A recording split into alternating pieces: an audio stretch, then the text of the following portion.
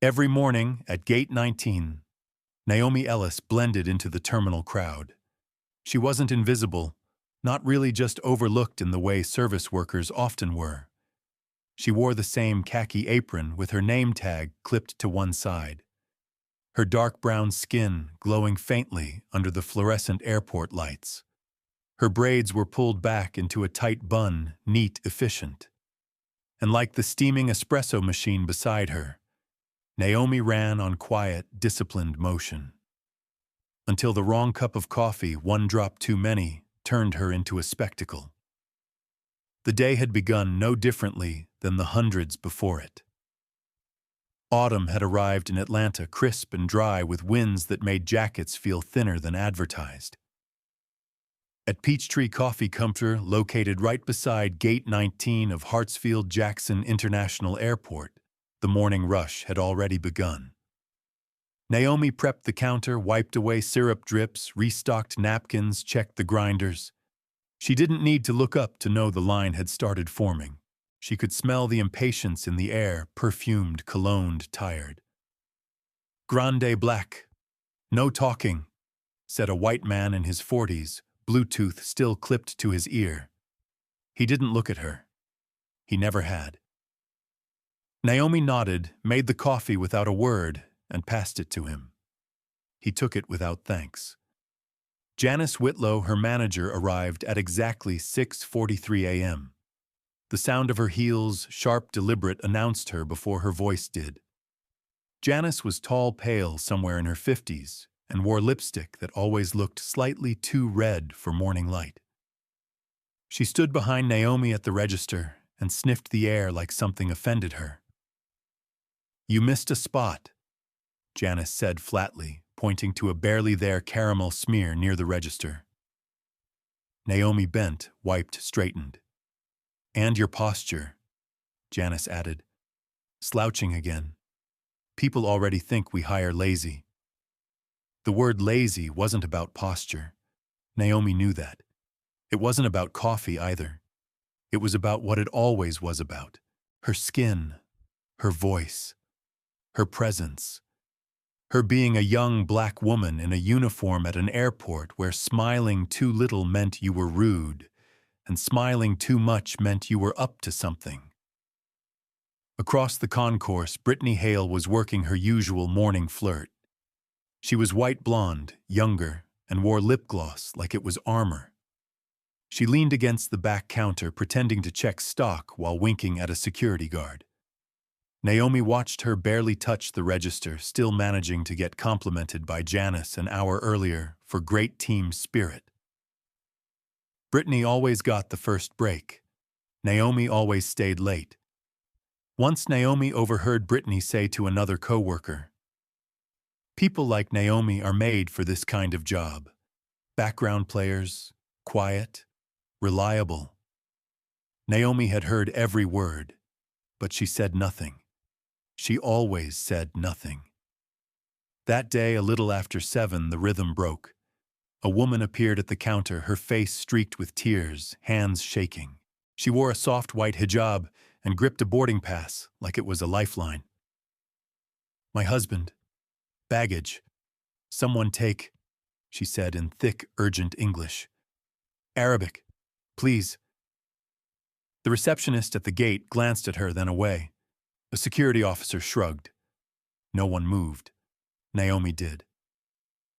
She stepped out from behind the counter, gently touched the woman's arm, and spoke. Not in English, but in Arabic. Calm, flowing, precise. The woman gasped. Naomi led her to the side, translated with practiced ease, reassured her daughter, explained to the staff what had happened, and within minutes helped track the bag. When it was done, the woman clutched Naomi's hand and whispered, "Allah yabarak fik." Naomi smiled and replied softly in French, "Je vous en prie." From a seat nearby, someone looked up. Colin Drake, mid-30s, scruffy jawline, a notebook always within arm's reach, was stirring cream into a cup he hadn't touched. He watched Naomi return behind the counter and pick up a cloth, as if nothing had happened. But that phrase, that voice, 12 years earlier, at a train station in Paris, a scared American teenager had gotten lost. A girl with steady eyes and a southern accent had walked up, asked if he needed help, and pointed him toward the right platform. Je vous en prie, she'd said exactly like that. Same voice, same rhythm, same grace. He stared at Naomi, now eyes narrowing. Back at the counter, Janice leaned in again. That was unnecessary, she said tightly. Naomi didn't reply. Janice continued, If you want to play hero, do it on your own time. Naomi picked up the cloth, kept wiping, but something had changed. Behind her, Brittany whispered to another co-worker, So dramatic. She's just a barista. Naomi paused for a second. Just a barista. It always came down to that. Outside the glass wall, the planes began to queue, blinking red and white in the morning haze. Naomi looked at the jetway, then down at her hands. They were still, but something inside her had begun to stir. Not rage, not pride. Something older. Something that had waited patiently for 6 years. And then, just as she turned back toward the espresso machine, a sharp, panicked voice rose again behind her. Excuse me, my husband baggage lost Arabic. Naomi looked up, but someone else was already watching. 38 seconds. That's all it took to turn a helping hand into a headline. Naomi Ellis had only wanted to help. The woman at the counter had been visibly distraught, unable to find her husband, and lost in a language most staff didn't even recognize. Naomi had simply stepped in quietly, respectfully, and translated what needed translating. It wasn't heroic, at least not to her. It was human. But the camera didn't catch the fear in the woman's voice. It didn't catch the warmth in Naomi's tone. It didn't even catch the problem being solved. What it did catch was a young black woman speaking Arabic in an airport, and in a world primed for suspicion, that was enough. The morning after was unremarkable at first. Atlanta's airport was still humming with pre-dawn motion. A sea of rolling suitcases, gate announcements, and overpriced breakfast sandwiches filled the terminal air. At Peachtree Coffee Cumberland, Naomi arrived 15 minutes early, as always. She tied her apron, wiped down the counter, and nodded hello to Jerome from maintenance. She didn't yet know that someone had uploaded a video. She didn't know it had already hit 30,000 views overnight with the caption yelling in Arabic at ATL who hired her. The video was grainy, a shaky shot from a phone screen peeking over a shoulder. It showed Naomi leaning toward the Egyptian woman, gesturing slightly, her voice calm but clipped by the poor microphone. No context, no translation, no outcome. Just 38 seconds of something unfamiliar to the average watcher, and unfamiliarity breeds judgment. Inside the cafe, Brittany Hale was the first to bring it up. Naomi, she said brightly, holding out her phone. You're trending. Naomi took one look at the paused video, her own face frozen mid-sentence, and her stomach turned. Brittany flipped the screen toward a co-worker, grinning. I mean, you look good. A little intense, but hey, passionate, right? Janice Whitlow arrived mid-conversation, her lips already pursed. She didn't ask Naomi if the video was real. She didn't ask what had happened. Instead, she pulled Naomi aside, lowered her voice just enough to sound professional, and said, You'll stay off the front counter today. Just until things quiet down. Janice, I didn't do anything wrong. Perception matters. Janice cut in. This isn't personal, Naomi. We just can't afford a scene right now. Naomi felt her throat tighten, but she nodded. She had learned long ago that pushing back too soon only confirmed their fears. Angry, aggressive, difficult. Labels hung over her like humidity in July. Behind her, Brittany was already sliding into Naomi's usual spot at the register. I'll take care of the cappuccinos, Brittany said sweetly, tossing her hair over her shoulder. Don't worry, girl. Naomi turned and walked toward the back storage room where cleaning supplies were kept. On the way, she passed a man sitting alone near the corner window. He looked vaguely familiar, scruffy beard-tan messenger bag, an air of someone watching everything. His coffee sat untouched. He stared at Naomi not with judgment but curiosity. Colin Drake. He had been up all night watching the video too, but not on TikTok. He had seen it live. He had been sitting just 2 gates over when Naomi translated Arabic with the ease of someone who didn't need to think in English first. Her voice had stirred something in him, an old memory, Paris Gare de Lyon, a scared young man trying to find the right train. A stranger had helped him back then. A girl with dark skin, clear eyes, and the same calm, decisive tone Naomi had used yesterday. He hadn't remembered her face, but he'd never forgotten the voice. Now sitting at gate 19, he pulled out his tablet and opened a document labeled Voices Unseen, Field Notes.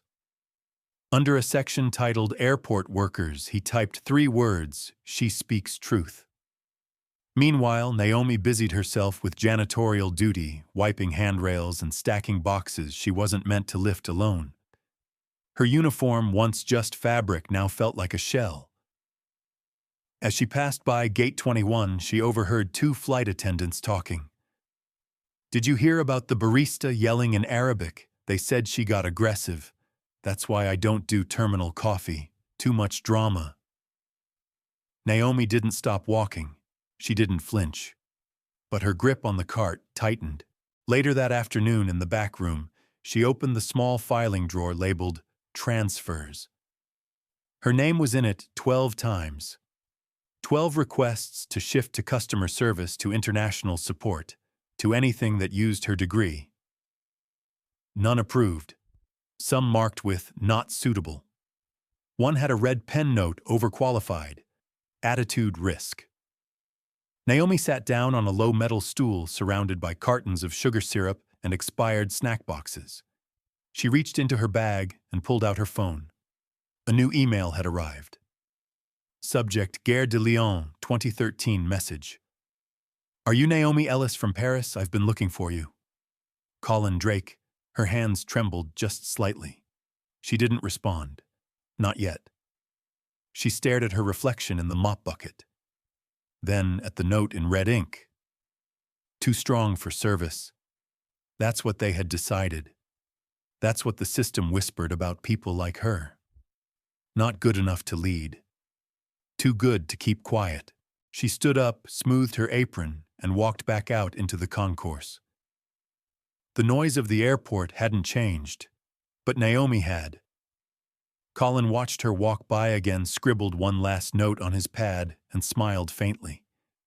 She was the story. They just didn't know it yet. 38 seconds. That was yesterday. Today it had grown to 100,000 views, complete with commentary, speculation, and subtitled guesses that were wrong in every language. Naomi Ellis arrived for her shift at Peachtree Coffee Copern earlier than usual, not out of habit, but dread. The airport felt colder today, though the Georgia sun hadn't changed. At Gate 19, everything looked the same. The gleaming tile floor, the humming coffee machines, the early commuters half asleep in line. But Naomi knew better. When you were a black woman, Noa Da Mao woman in a place not built for your voice, even silence sounded different when people had seen you speak. The moment she stepped behind the counter, the whispers began. Not loud, not obvious, but present. She saw how Brittany Hale lowered her voice, glancing sideways. She saw how Janice Whitlow avoided her eyes altogether, even as she handed her a laminated memo. "Temporary duty reassignment," Janice said flatly. "Just until things cool off." Naomi read it. Cleaning detail, terminal break rooms and staff restrooms. She folded the memo carefully, like it were something fragile, and looked Janice in the eye. "You're punishing me for helping someone." I'm keeping this store from going under scrutiny, Janice replied. Don't make it personal. I am the scrutiny, Naomi said quietly. I always was. Janice blinked but said nothing. Behind her, Brittany cleared her throat. Naomi, would you mind grabbing more stir sticks before you clock out the jars low? Naomi didn't answer. She turned, walked to the back, and punched in. The staff restroom smelled of bleach and old air freshener. Naomi tied her apron tighter and began her assigned shift, emptying trash, wiping tables, mopping floors. No one noticed. Her name tag, which once rested proudly over her chest, now dangled beside a toilet plunger. Still, she worked. Still, she listened. Every now and then, another employee walked by without a greeting. Naomi had become that girl, now the one from the video. Not the girl who spoke 6 languages. Not the girl who calmed a crying child. Just a face caught mid-sentence in Arabic. By noon, the video had been clipped and memed with someone overlaying fake English subtitles, "Get out of my way," in bold red font. A new headline, "Barista" or "Threat." At the same time, Rachel Kim, a junior HR assistant fresh out of Berkeley, was quietly researching Naomi's file. Something about the reassignment memo didn't sit right with her. She had watched the video herself multiple times, and the narrative didn't track. Rachel knew enough French to catch Naomi's gentle tone at the end. She opened the employee record system and typed Naomi Ellis. Dozens of entries loaded. Request after request. Language certifications. Requests for advancement. All denied. The notes shocked her. Too confident in tone. May confuse guests. Too many skills for frontline work. Rachel printed the list and tucked it into her folder. Elsewhere in the airport, Colin Drake stood at a magazine rack pretending to browse, but his eyes weren't on paper. They were on Naomi. He watched as she quietly cleaned under a terminal bench, the mop handle taller than her shoulders, her movements careful and measured. It was her. The girl from Paris. He had never caught her name then, but her voice was unmistakable. The same voice that had steadied his panic guided him to the right train and offered him a granola bar from her own bag. 12 years ago. She hadn't even waited for a thank you. He pulled out his phone, opened his email, and typed again. Subject, I know it's you. Message, you helped me once when you didn't have to. I want to return the favor. Let me. He hesitated, then hit send. Back in the staff area, Naomi sat on an overturned crate eating a banana and flipping through her phone. Among the flood of negativity, one new message stood out. Colin Drake. Gare de Lyon, 2013. She froze. The name was unfamiliar, but the timestamp wasn't. That summer, she'd taken a solo trip between college semesters. Paris had been chaotic, crowded, magical. And yes, there'd been a lost American boy with a ripped backpack and no charger. She had pointed him to the train, offered directions, then disappeared. Her hand trembled slightly as she read the message again. Let me return the favor, but favor felt too fragile a word. What Naomi wanted was not a favor. It was acknowledgement, fairness, a chance to be seen accurately, not edited, cropped, and twisted. She stood, threw away the banana peel, and returned to her shift. Somewhere inside her, a thought had started growing, small but insistent. They don't get to tell my story. As she passed the break room, Brittany's voice drifted out from behind the half-open door. She acts like she's better than the rest of us, just because she knows a few fancy phrases. Janice replied, We gave her a chance. But some people don't fit hospitality culture. Naomi stopped walking. The words weren't meant for her, but they were meant about her. And they were the same ones she'd heard in a dozen ways before at her old retail job and college applications, even at church potlucks. They didn't say, you don't belong. They said you belong only in this corner at this level under our terms. She left without a word. Later that evening, she stood in the empty corridor outside Gate 19. It was quiet now. The flights had slowed. The people had thinned. Her reflection glimmered faintly in the dark window, still in uniform, mop in hand. She whispered, "They see what they want, not what I say."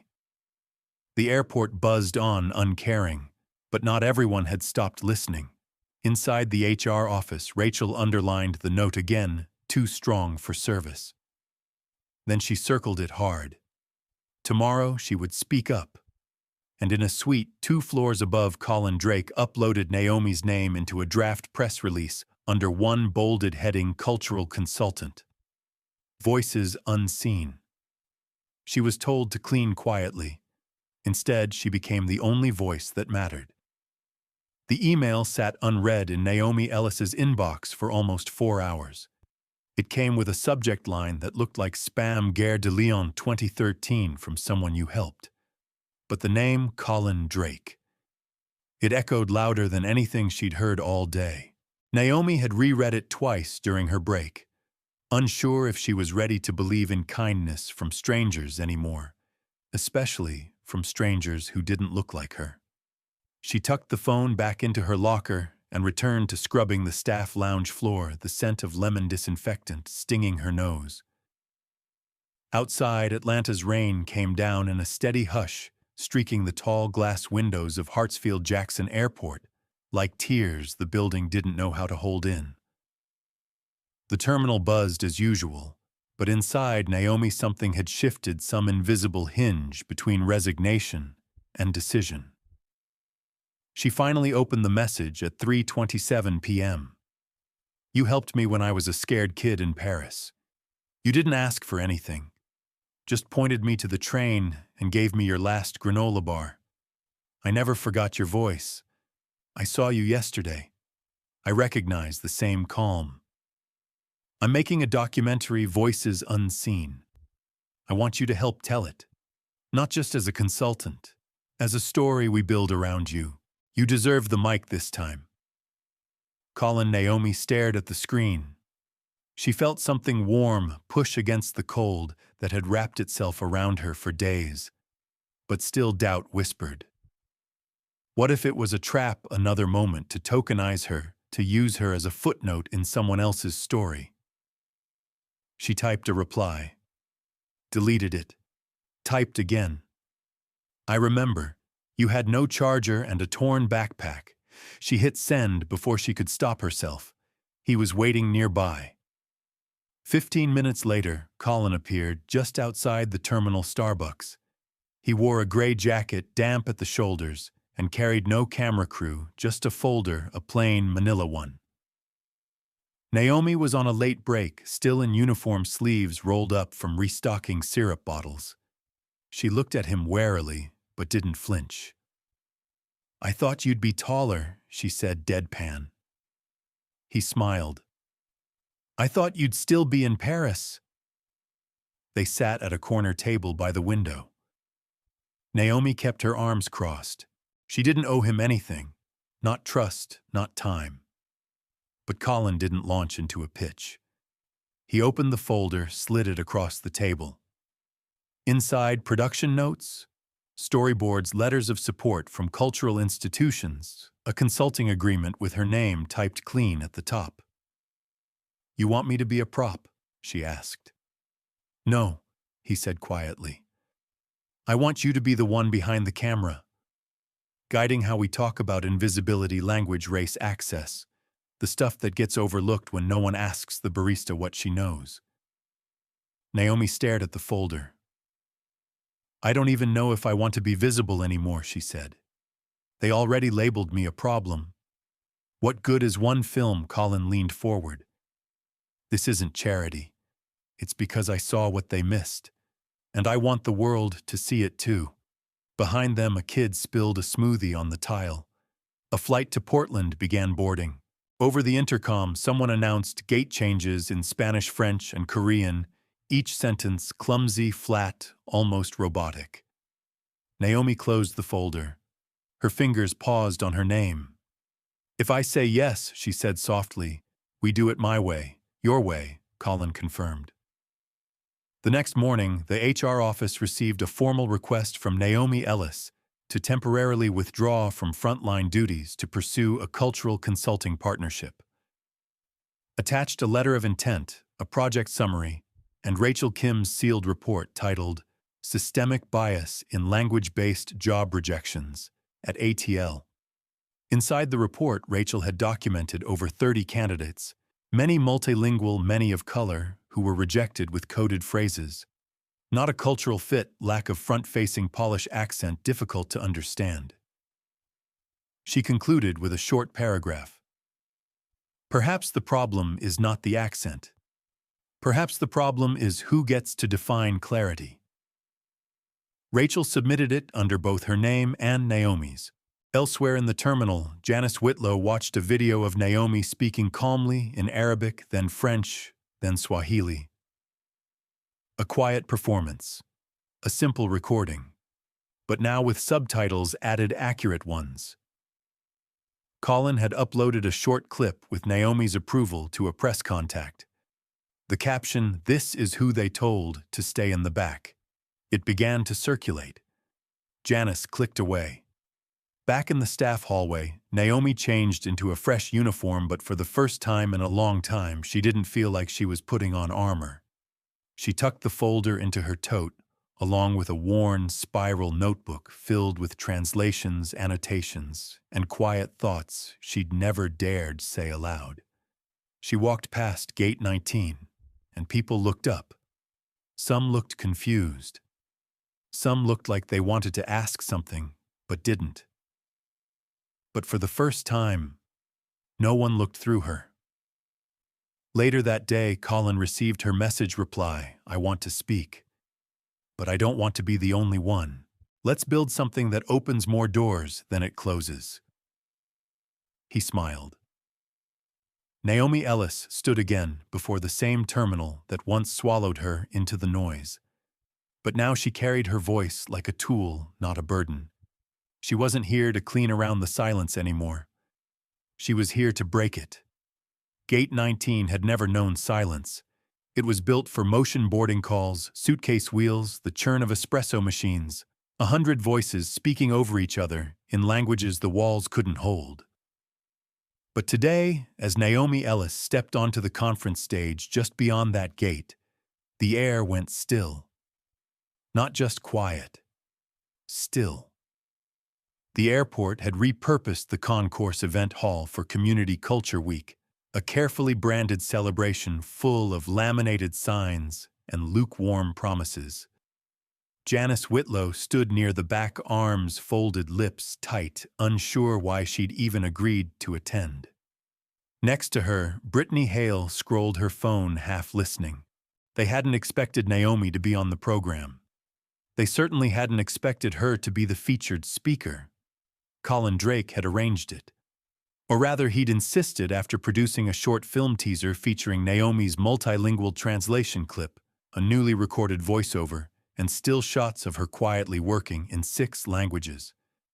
The teaser had gone viral, but it wasn't the views that shifted things. It was the tone. Calm, strong, undeniable. Now Naomi stood at the podium in a plain navy dress, hair pinned back in soft braids. Her dark skin glowed beneath the soft lighting. She looked out over the audience, not just airline staff and airport execs, but maintenance workers, janitors, flight attendants, gate agents. Many had never seen a woman demou from the service ranks handed a mic, much less with a standing invitation to speak. She adjusted the microphone and began not with fire, but with a stillness that made people lean in. "I work at Gate 19. I make coffee. I mop floors. Sometimes I help people find what they've lost. No slideshow, no statistics. I speak 6 languages. Not because I'm special, but because I listened to my grandmother, who told me, if they don't hear you in one tongue, speak in another, but never let silence define you." A ripple of murmurs moved through the crowd. Cameras rose. Not from media, but from cell phones, her co-workers, her peers. For years, I asked for more. To teach, to translate, to help. And for years, I was told, not quite the right fit. She paused. What they meant was, not the right color. Not the right place. That line landed like thunder. In the second row, Rachel Kim felt her breath catch. She'd helped leak internal documents through Collins' network, exposing rejection patterns tied to coded language in hiring systems. Her work had backed Naomi's voice, but it was Naomi's voice that now shifted the room. They said I was too strong for service, Naomi continued. But it's in service where we show the most strength. In the quiet work, the unseen moments, the languages we use to hold people together. Janice's arms dropped to her sides. Brittany stopped scrolling. From the side door, Gregory Stanton, the airport's regional director, entered just in time to hear Naomi say, "I'm not here to take someone's place. I'm here to remind you I always had one." Applause didn't erupt. It rose slow and certain, like the truth had finally been spoken out loud, and people had remembered how to react to it. Gregory approached the mic after Naomi stepped down. His prepared speech now useless, he folded the paper in his hand. "Miss Ellis," he said into the mic, clearing his throat. "Thank you for reminding us what representation really looks like." Later outside the conference room, Janice tried to pass Naomi without speaking, but Naomi stopped her with a nod. "Good afternoon, Janice." Janice stiffened. "Naomi, no apology, but no reprimand either, just recognition." Rachel joined her afterward, eyes bright. "You ready for this next part?" Naomi smiled. "Let's see how loud silence can get when you refuse to fill it." By the next morning, every break room at Hartsfield-Jackson had a printed quote from Naomi taped on the wall: "Don't confuse being quiet with being small." The film teaser had tripled in shares, and 4 other staffers, also people of color, submitted language certifications and requested role reviews, citing inspiration from internal speakers. Colin sat at a cafe nearby, scribbling a new section into the documentary's narration script. Sometimes the revolution isn't loud. It's a woman in a navy dress speaking calmly about mops and meaning and reminding 1,000 people they've always had a voice. They just needed someone to echo it first. Gate 19 wasn't silent anymore. It was listening. The sky over Atlanta broke open in golden streaks, the kind of autumn light that made everything look like it belonged in a memory. At Gate 19, the coffee machines still hissed. The flight boards still blinked. But something in the air had shifted, as if the terminal itself had exhaled. Naomi Ellis stood behind the counter again, not because she'd been assigned there, but because she'd chosen it. Peachtree Coffee Co. buzzed with morning traffic. A flight to Denver was boarding. A toddler cried over spilled milk. A pilot nodded his usual silent hello. But behind the register, Naomi's posture had changed. She stood the same way she had at the podium days before, grounded, eyes-level, voice easy. "Good morning," she said to a customer with silver hair and soft eyes. "Would you like your regular?" The woman smiled. "Yes, and I saw your video, dear. You speak beautifully." Naomi handed her the drink. "Thank you, ma'am. That means a lot." Her words weren't louder than before, just clearer. No longer tucked behind the careful neutrality of customer service, they now carried the quiet authority of someone who had survived the noise and emerged with her voice intact. Across the terminal, Rachel Kim walked briskly from an HR meeting, her arms full of updated policy drafts. She passed a new flyer pinned near Gate 17, Language Inclusion Initiative, Staff Info Session next week. Rachel had spearheaded it. With support from Colin's documentary team and the community reaction to Naomi's speech, they'd built momentum. The HR department had agreed reluctantly at first, to revisit how multilingual staff were evaluated. Promotions that once hit overqualified walls were being reconsidered. Rachel had even introduced optional workshops, microaggressions in multilingual spaces, decoding bias in fit culture, and Naomi's favorite, who gets to sound professional, outside the coffee shop. Colin stood with a folded copy of The Atlantic, where a 2-page feature titled The Voice from Gate 19 bore Naomi's name in bold. He waited until the line cleared before stepping forward. "You've created something bigger than us," he said as he placed his order. "I didn't create it," Naomi replied. "It was always there. I just turned up the volume." They shared a quiet moment, no cameras, no press. Just two people who'd crossed paths once, briefly in a Paris station, and now again in a place where voices were either elevated or erased. "You sure you still want to do this?" Colin asked. The doc, she smiled. "Absolutely. But I'm not leaving here yet." She glanced around. This place, this counter, it's not a cage anymore. It's a platform. The coffee was ready. She handed it to him, no charge. He left a $10 bill in the tip jar anyway. Later that afternoon, Naomi stood beside a small stage being assembled in the employee concourse. A new program was launching, Voices Unseen ATL Edition. It would feature interviews with baggage handlers, janitors, food prep staff, everyday workers whose stories had never been documented. Rachel called, waving from across the room, the first speakers on the way up. Naomi nodded, adjusting her notes. She wasn't just featured anymore. She was hosting.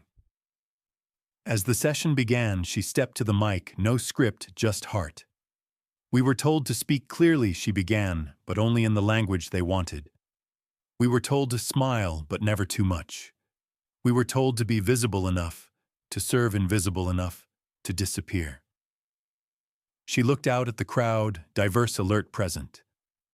"Well, we're still here," she said. "Still speaking." The applause wasn't thunderous. It didn't need to be. It was steady, like footsteps joining hers. That night, after the event, Naomi returned home to her small apartment. On the fridge was a faded postcard from Paris, one she'd mailed to herself a decade ago. "Remember who you are when no one's watching." She smiled, then turned to her kitchen table where a stack of notes waited. Stories, interviews, languages she planned to include in the next film. Her next shift wasn't until Tuesday, but she already knew she'd stop by the airport tomorrow. Not to clock in, just to listen. To catch the languages rising from the floor again, and maybe answer them. She didn't leave the airport. That's what lingered with so many afterward, not that Naomi Ellis had spoken up, but that she stayed. In a world that had tried to hush her with silence, with scrub brushes and sidelong glances, she simply chose to stand taller, speak clearer, and stay exactly where she'd always belonged. There was no marching spotlight, no grand reward, just the soft, grounded echo of a woman who knew her worth and made sure others knew it too. Her voice reminded us of something we often forget. Injustice doesn't always shout. Sometimes it's quiet, dressed in uniforms, and polite tones hiding behind policies labeled fit or standard. Naomi didn't tear down a system in rage. She translated it word by word, gesture by gesture, until its walls stopped making sense. And in that simple, steady courage, she opened a door not just for herself, but for every overlooked worker whose story has never made it past the staff lounge. We live in a country shaped by voices that weren't always heard the first time, voices in accents, in prayer, in lullabies carried from other homelands. Naomi's story is a quiet call to listen again, this time without judgment.